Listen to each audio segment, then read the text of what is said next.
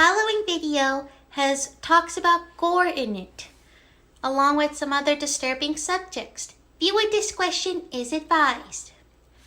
Hello, guys! Welcome to the CharmingAnalysis podcast, the Halloween Spectacular!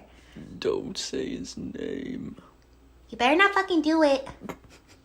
Candyman. No! I'm not dealing with this shit! No! Don't you do it! You know he's not real, right? I know, but still, I don't like the superstitions. So yeah, judging by the beginning of this, we're going to be talking about the Candyman franchise. Yeah, we saw this last night. We literally stayed until 3 a.m. last night watching all 3 movies. Yep. Yeah, I'm not joking. There's 3 movies. Yep. And only one of them is worth watching, so... Yeah, so... We're going to be today we're going to be talking about the Candyman franchise. And this is a series, we have a series of, movies. It's technically a trilogy of movies we've never seen before. So, I've only heard about it from...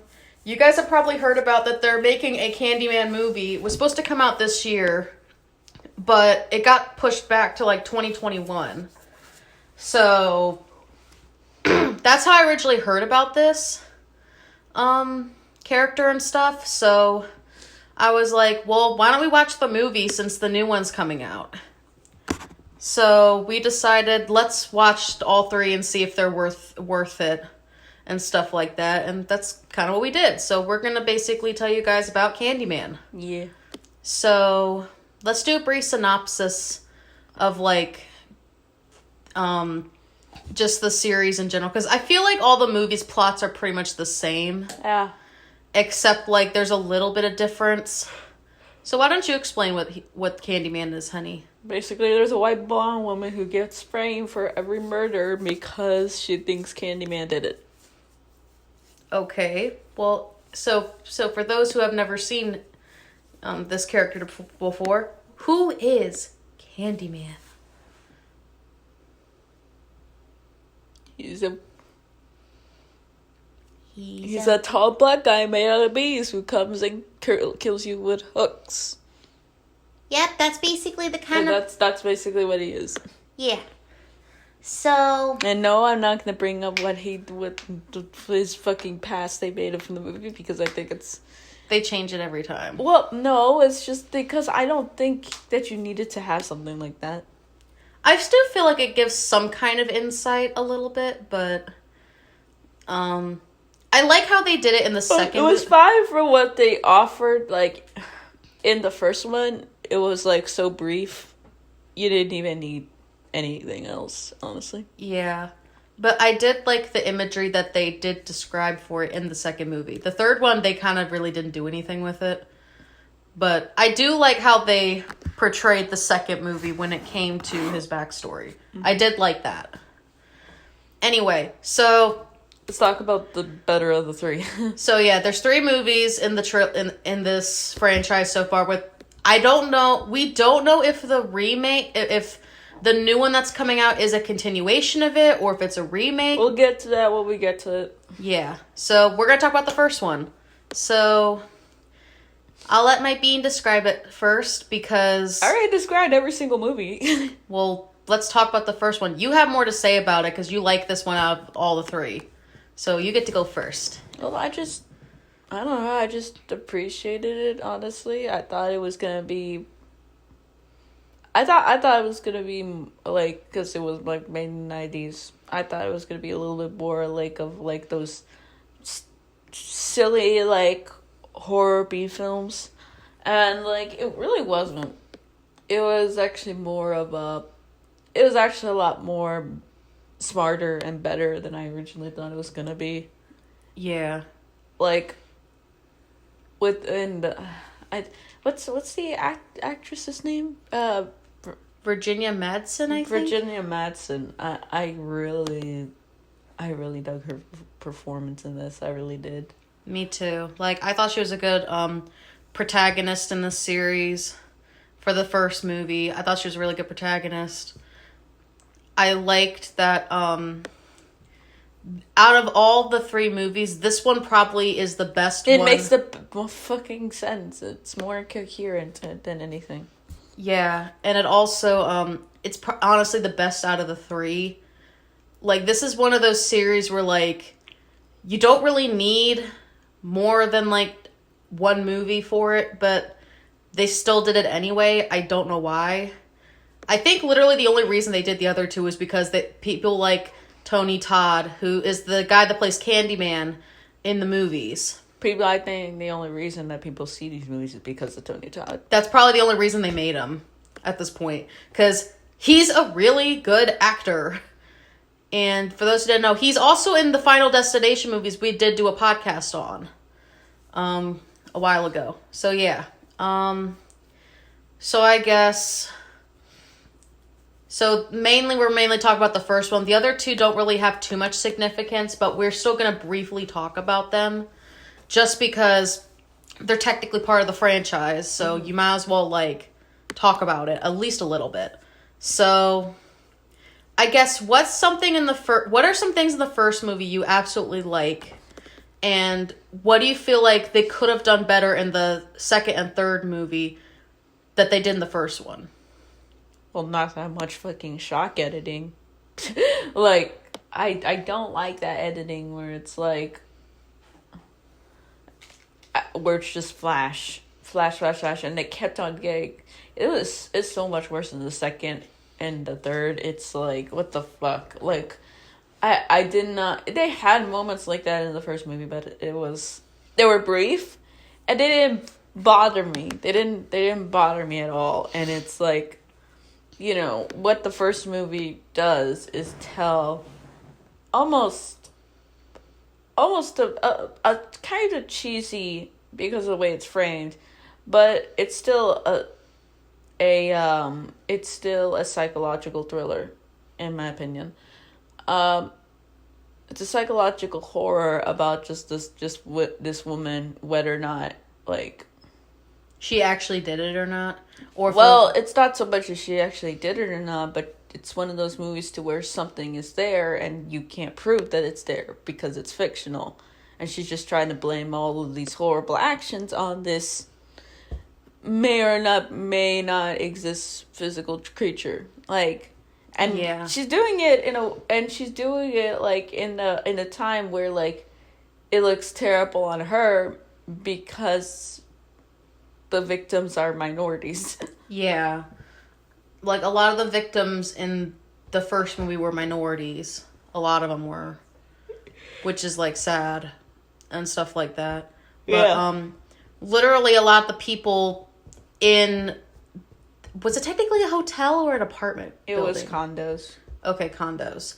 Technically, the people in the condo building were all, like, terrified of him.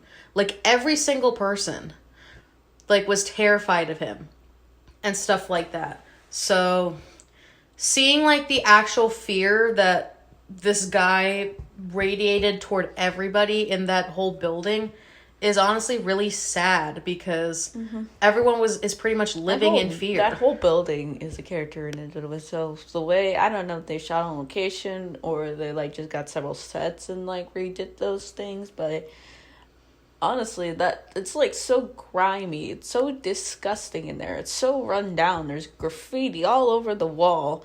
Like, I am amazed about how they did this. Yeah, like, I'm amazed about how, like, you know, they put that much into the set design to make you feel like, yeah, you're in the slums. You're basically in the slums of Chicago. Like, this, yeah. And the fact that this building actually exists in real life and housed the, like, you know, people that weren't favorable to the city at all. It's like, it's sad, but, you know, I'm glad that, I don't know if it was made to, like, this was made to, like, spread awareness of that, or if this was just, like, I don't know. I don't know if it was, like, I don't know how in circumstances it was made on location, but I'm glad it was, because... Yeah, because I think... It gives a lot more character. Yeah, it really does. I feel like they did a really good job with the setting of it, the pacing pretty much was good, even though, like, you could tell that some of, like, the effects were of the times. Like, you could tell, but it didn't, like, play... I couldn't really tell, to be honest. I could tell a little bit, but it doesn't, like, affect the performance of the movie. You know what I mean? It still is a good movie to watch. Even though, like, it's a little dated, but to the point, but it's still, like, a good movie to where that doesn't matter to it, because it's still, like, displaying a very powerful entity and how he basically is, like, trying to have so many people fear him, but want people to believe that he is real, no matter who it is, kind of thing. Because you always, I think in each of these movies, you always have that one character that believes in this entity, but they don't end up, you know, getting killed or anything. They just believe it and know he exists, but they don't want to mess with him. They like, I keep my distance, you keep your distance, and we good, kind of deal. But yeah, basically, if you had to watch these movies, just mainly watch the first one. Sadly, the other two movies, the second and the third, don't really... They're shit. They're not the best movies. They remind me of the fucking, like...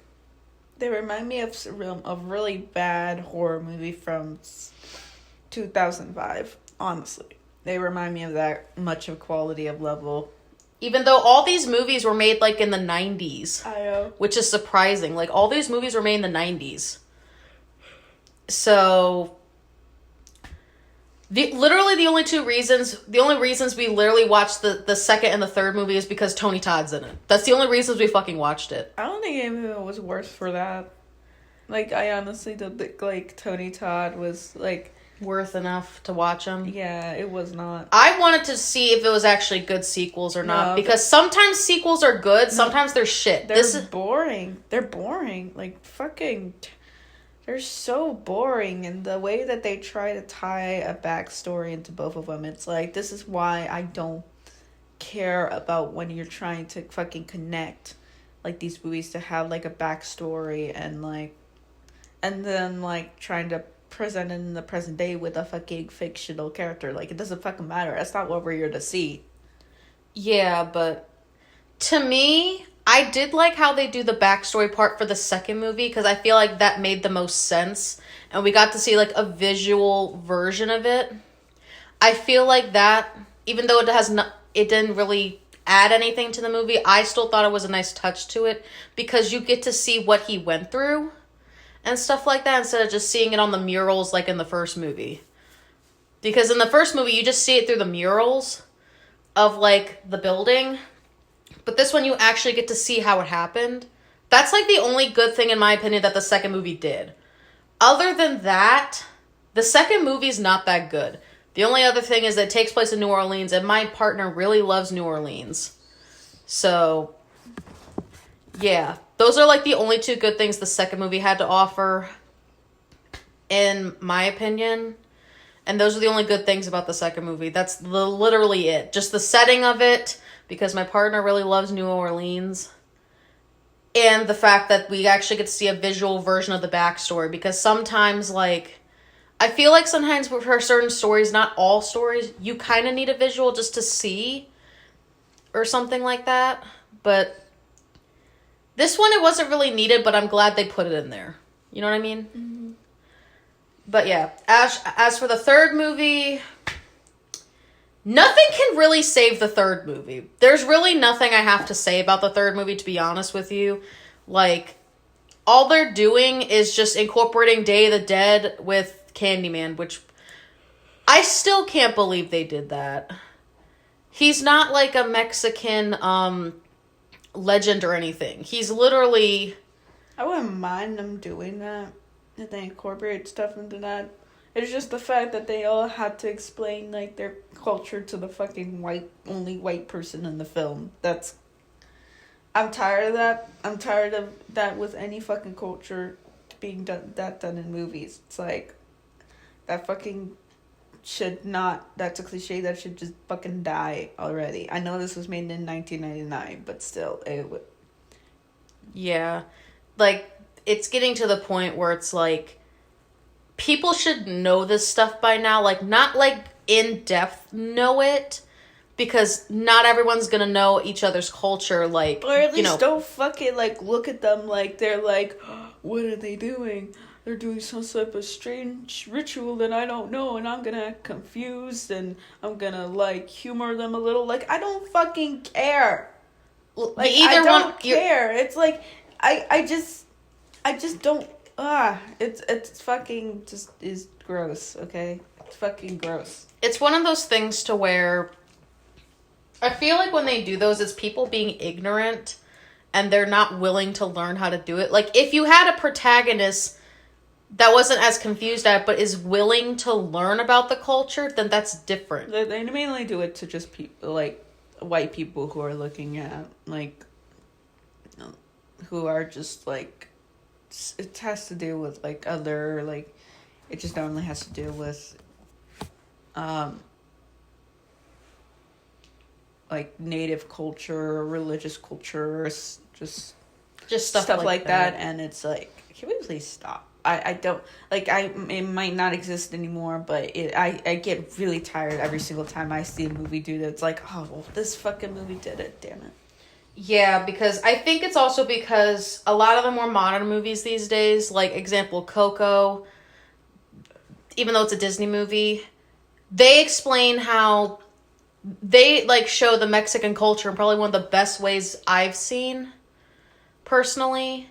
And I know you really liked Coco and how they did it and stuff like that. And you could feel how much work they put into it and how much heart they have in it. Mm-hmm. That's different than this. And you Day of the Dead and the whole Mexico setting as a crutch. Yeah, they didn't really use it to influence the movie or, like, add to it. They literally just did it so that way it had some kind of setting. Because the second one was in New Orleans. And the only reason they connected it to, like, the first one was because apparently the protagonist in the second one, her dad, like, they're apparently related to Candyman in some kind of way. Or just very curious by his nature. That they want to learn more about him. But the way they do it is kind of creepy. You know what I mean? You're just done with it? I'm kind of done. I'm going to give my rating right now. 8 out of 10 for the first one. I really liked it. And 2 out of 10 for both of the sequels. Yeah, for me, for the rating for the first one, I also give it an 8 out of 10. I thought the first one was really good. We were both genuinely surprised at how good the first one was. Especially because it was made in the 90s. Uh-huh. And the way they executed it was good. Second and third movie, sadly it's disappointing to say it, but I give it a 2.5. And the only reason I give it a 2.5 was because despite not liking this movie and the third one, like for the second one, the reason I gave it a 2.5 is because I did like how they did the visual backstory for Candyman and stuff, so that way you could actually see what happened. Mm-hmm. And I did like that it was put in New Orleans, so you get to at least understand a little bit of the culture there. And you also got to see a lot of titty. But, sorry, I'm gonna pretend I didn't say that. Hides my face in shame. Mario really likes looking at titties, so... Stop it! What? Hides my face. Embarrassed. You do, though. I know, but I can't help it. It's titties. Anyway, third movie, I give a 2 out of 10. So, if you guys are gonna watch these movies... Just watch the first one. Fucking rest of them are boring. Yeah, just watch the first one if you guys are really curious about it. Also, one thing I think we should talk about before we end the podcast here, because, like, I feel like this is something we should talk about. Like, a couple things. The remake, or the new movie that's coming out. I don't think it's going to be better than the original. I think they're just going to try and put, like, a twist on it that kind of like retcons everything, and they're just gonna start anew because it seems like that this is gonna be more. It's gonna be more. Of course, it's Jordan Peele, and he's making it for the Black audience. Yeah. So it's like there's gonna be like I'm guessing that there is gonna be more like Black centered like themes in the movie and such like that. So yeah, I'm just saying like I don't like personally for me I don't think it's gonna be better than the original because the original movie was just so simple, but it was simple in like the best ways. Yeah. And I think that this movie is just gonna modernize it in a way. But do you think this is gonna be like a remake, or do you think this is gonna like be a continuation like of the movies? Like it's gonna do an Invisible Man kind of thing. Yeah. Wait, did Jordan Peele also do the Invisible Man? No. Okay. I'm just saying it's gonna be in that type of version. That type of movie. Yeah, it's gonna be that type of movie. Okay. So I mean, I'm looking forward to it. I'll still watch it. Me too. It's just like I just think it's just gonna be totally different from what you think. It's gonna be good, but not as good as the original. Yeah. So yeah, I agree with that. So whenever the movie comes out, originally was supposed to come out this year, but it got pushed back to next year. So whenever that comes out, we will do a video on it and do a comparison of the first movie and this. We will do a comparison of the first movie and this because I don't see the point of us comparing it to the other two unless they remake the other two. Because I don't technically know if this is technically a remake of the first movie or if they're just continuing it. I have no idea either. Like, that's one of the things, like, I'm unsure of because it doesn't, to me, it seems like they're remaking it, but at the same time, it also feels like they're continuing it. You know what I mean? So it's hard to tell. But whenever it does come out, we will be comparing it to the original Candyman. Because I feel like that'd be a good topic to, like, talk about for our podcast. Yeah. So that way, we can see how it's improved from the original and what makes it different and stuff like that. So yeah, that's basically our reviews for Candyman, the Candyman franchise. We do recommend you guys go watch the first movie. We still think it's really good. As for the second and third, if you want to be a completionist and watch them, go for it. But if you really don't, I think we personally think you should skip the second and the third. I just kind of wanted to watch the first one. I did not know that it had sequels, and I'm still right. So yeah. But sometimes some sequels are good. Okay. Not these. Comment below in the comments if there's any good sequels out there, because I want to prove to my bean that there are some good sequels out there, in my opinion. Okay, good for you. Please. Someone give us some good sequels to watch, because man, these other two movies were too hard to get through. And I will even admit that. Yeah. I wanted to see just to see if it was good, though, because you never know. You never know if a sequel is going to be good or not. Sometimes it is, sometimes it isn't. Anyway, that's it for the podcast, guys. So be on the lookout for some more Halloween Spectacular videos coming up. We have all month that we're going to be doing them, so yeah. I'm Mari. I'm Jay. And we're out.